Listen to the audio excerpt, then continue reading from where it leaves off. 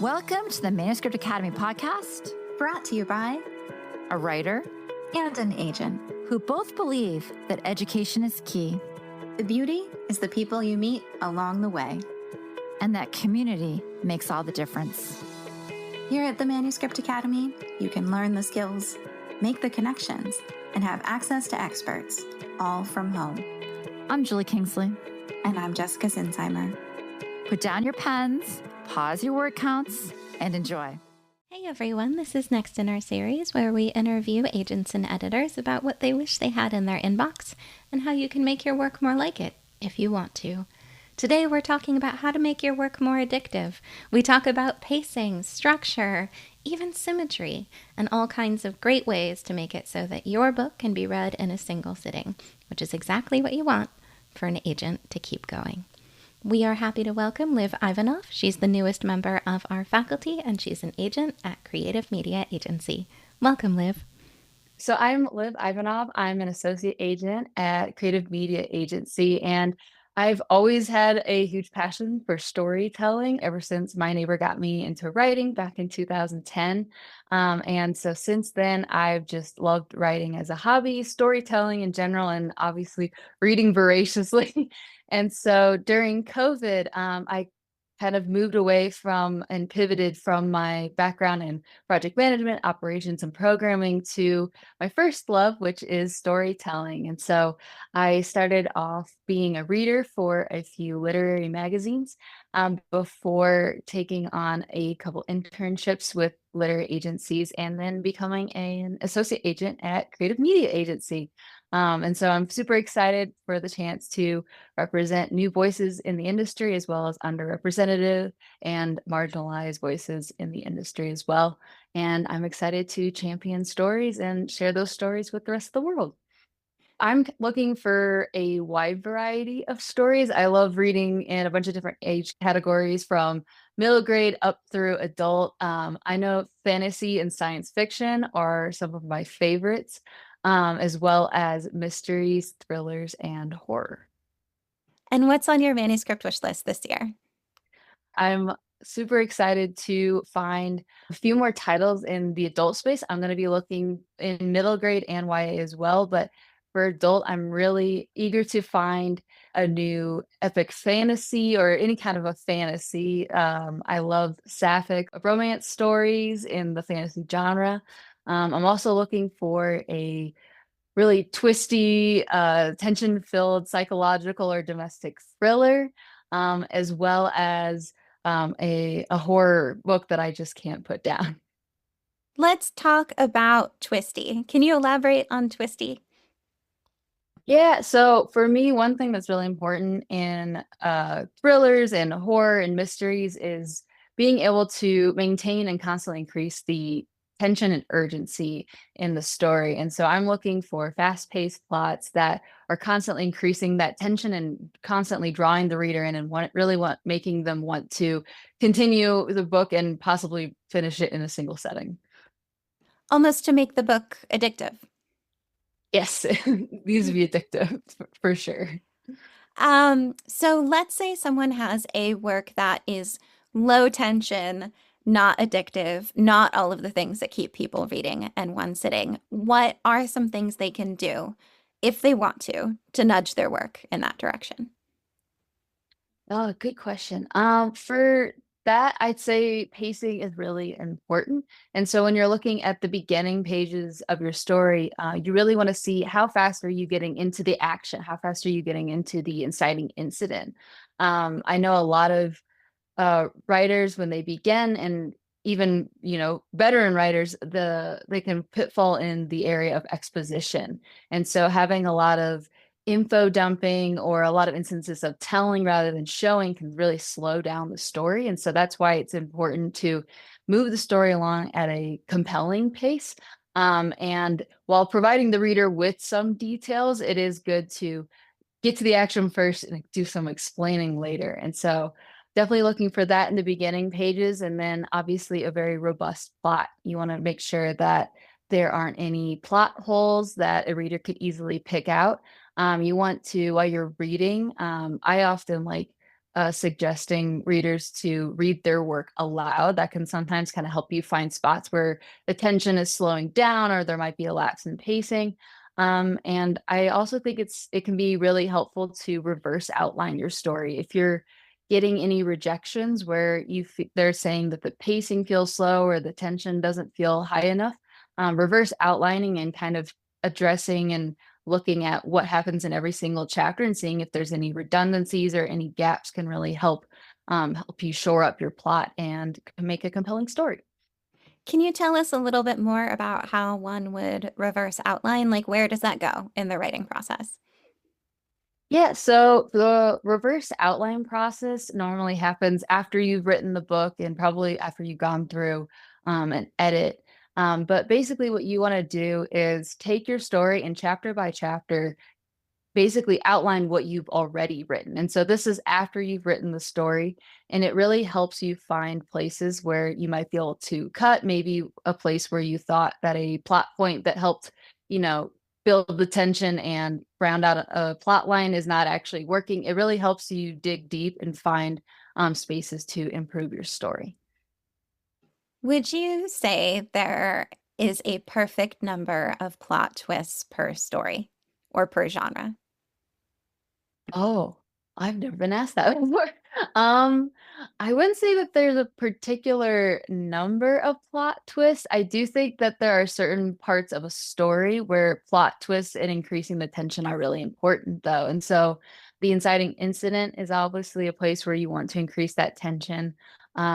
I'm a big fan of the 7 point plot structure, which includes but a bunch of different little points where you can increase the tension. So the inciting incident is a good point.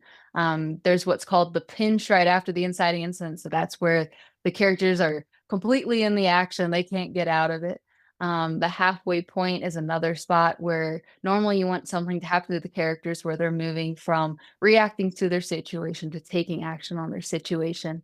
And then, of course, you have the dark night of the soul moment, which normally happens right before or right after a big tension-filled scene happens. And so, and then right through the end, you want to make sure that tension is there throughout. Maybe there's an 11th hour twist. But the goal at the end of the day is to keep the reader engaged throughout the whole story so they don't feel like they want to walk away.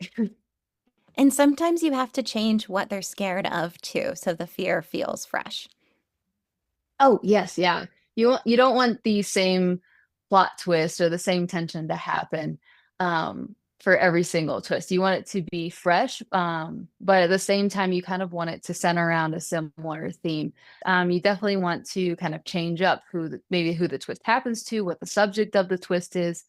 But at the end of the day, you want to make sure that also that these twists and what the characters are going through kind of revolves around a central theme. And so everything being connected or everything kind of coming back to a central theme can really help make your story feel both symmetrical and also just super compelling and impactful by the end of the story.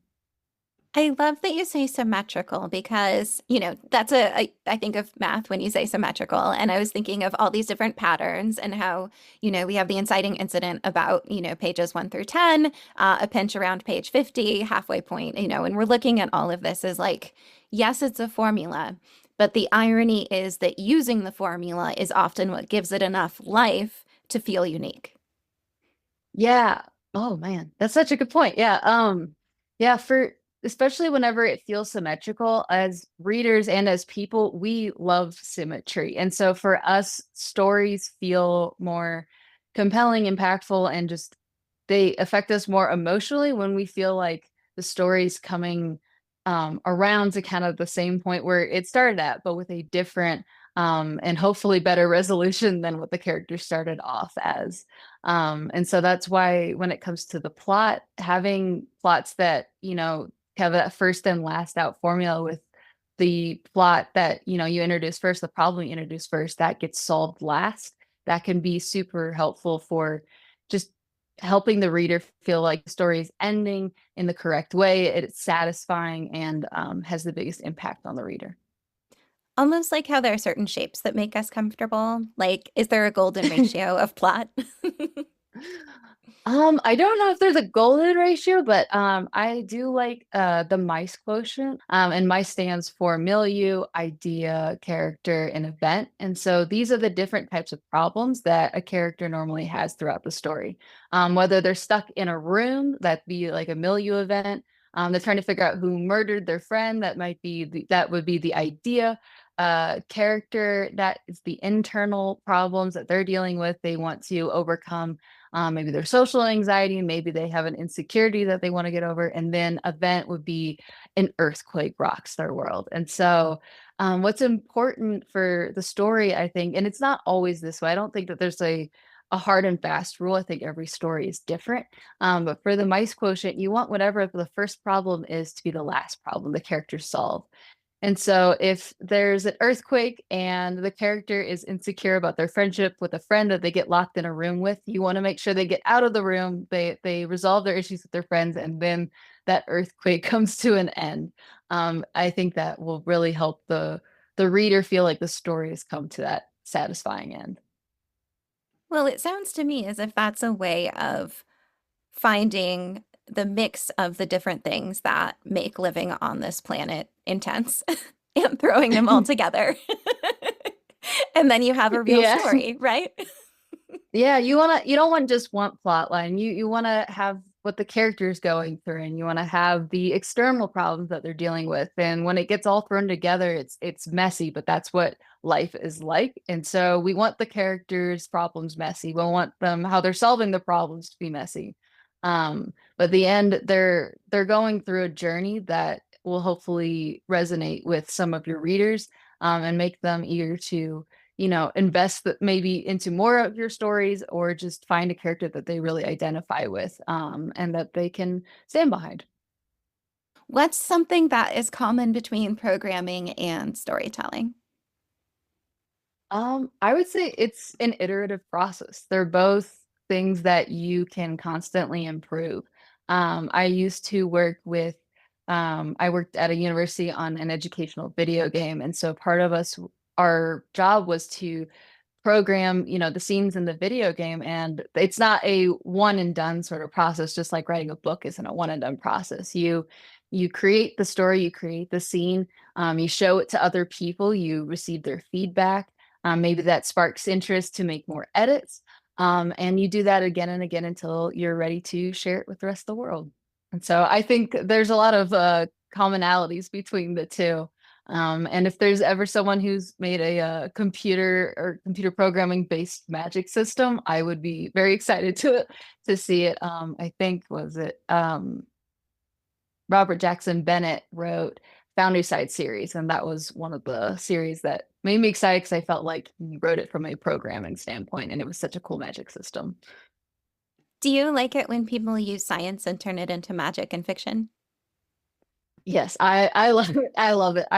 I'm a huge fan of metaphors, and so I really like whatever writers take something and they kind of use it as a structure for their whole story. And so I also like music. I have a background in music as well, and so I like music-based magic system, just anything where they're taking something from the real world and augmenting it into a really interesting magic system. That's always been really interesting to me.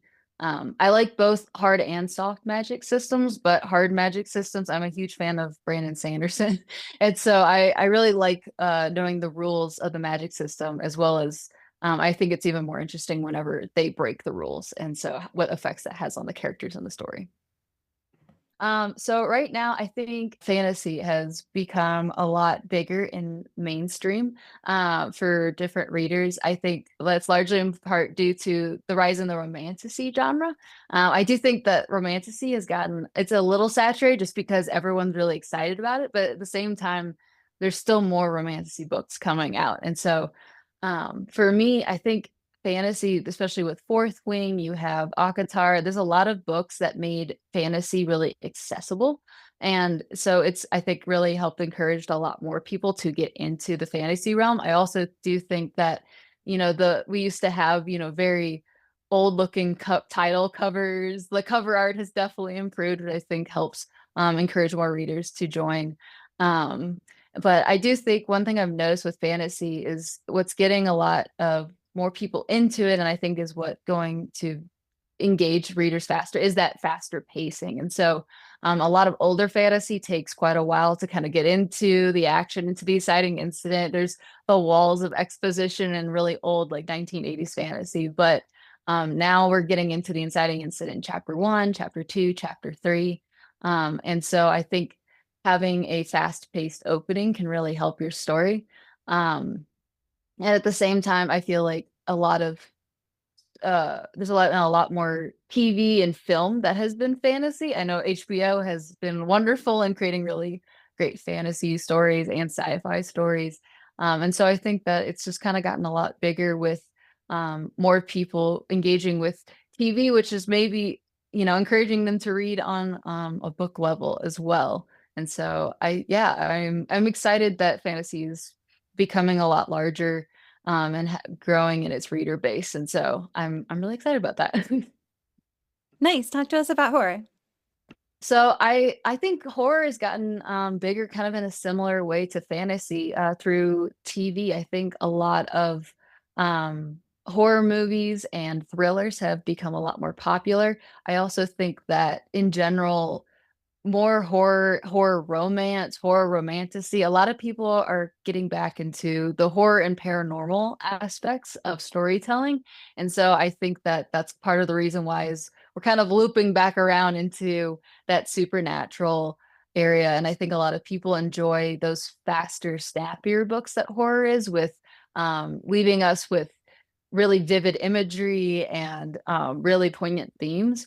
Literary horror has become, I think, a lot bigger as well. And so I'm excited to see that grow. And I think a lot of people are like those books, both for the thrill and the tension, as well as kind of the social commentary that I see lying underneath a lot of those stories. Okay, I have an impossible math question for you. Just if you had to wager a wild guess, what percentage of the manuscripts you see are too slow and which ones are too fast in terms of pacing?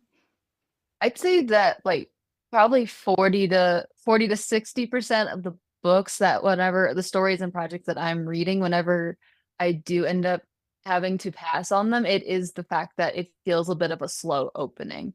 I feel that even if you don't have the inciting incident in the first chapter, which I don't think you always need to have that, I feel like too quickly can also be to your detriment. I do think that not putting so much exposition, info dumping, having a lot of that in the opening chapters is ultimately, I think, what will kind of take readers out of the story. And so that's why, even if you might be introducing a few aspects of your story that are a little confusing and that do need exposition, that's why I do think it's better to wait maybe a chapter or two later for a more natural place to put that in there. The reader, they're going to be engaged by the tension, by the voice, by the characters, and they're kind of going into a story knowing that they're not going to know everything right away. And so that's why it's important to disseminate and kind of spread out that exposition. And if anything, a lot of times that information can hold tension in itself. And so holding that off to explain till later can also be to a benefit. Would you say there's an inverse relationship between tension and pacing? So say, for example, the tension is really high, the pacing can be slow. If the tension is lower, the pacing has to be faster. Oh, that's a good question. I wouldn't say it's always an inverse relationship. I do think that there are points in a story where you want to have a little bit of a slower pacing because a lot of the story is about the character development. For me, I really like character-driven stories, and so you need those moments where it might not be tension in the external tension, but it might be an emotional tension. And so that could get raised really high while the pacing is a little bit slower. But as far as external tension, I do think it's not always inversely related, but I do think that either having fast pacing or a lot of tension, one of those two is important to have for the most part during your book in order to keep readers engaged. And for the parts where that's not needed, having that character development, I think, is equally as important. What is your favorite part of being an agent? So my favorite part about being an agent is working with my authors. I like to be editorially inclined with my authors and my clients, and so I really like getting a chance to dive deep with them into their story and talk about what works, how we can make the story even stronger, and really help them realize their vision for the story and get that out to editors so that they can see the how wonderful the story is as well. But I really do enjoy working with the author. That's been one of my favorite parts, as well as the moment where I'm reading through the queries and I find that story that just I immediately have to get a partial or a full of. That's also been something that I've really enjoyed is reading something and just needing it immediately in my inbox to read. Perfect. Thank you so much. We are so glad that you joined us. And as always, we appreciate your feedback. Just head on over to the iTunes store and let us know what you think. It not only helps us make this podcast be the best it can be, but it also affects our ratings within the iTunes platform. We'd love to hear from you. If you're feeling brave and want to submit your page for our First Pages podcast, you can send it to academy@manuscriptwishlist.com with First Pages podcast in the subject line. We'd also just love to hear from you. And if you'd like to learn more about the Manuscript Academy and everything we have to offer, just jump on over to manuscriptacademy.com.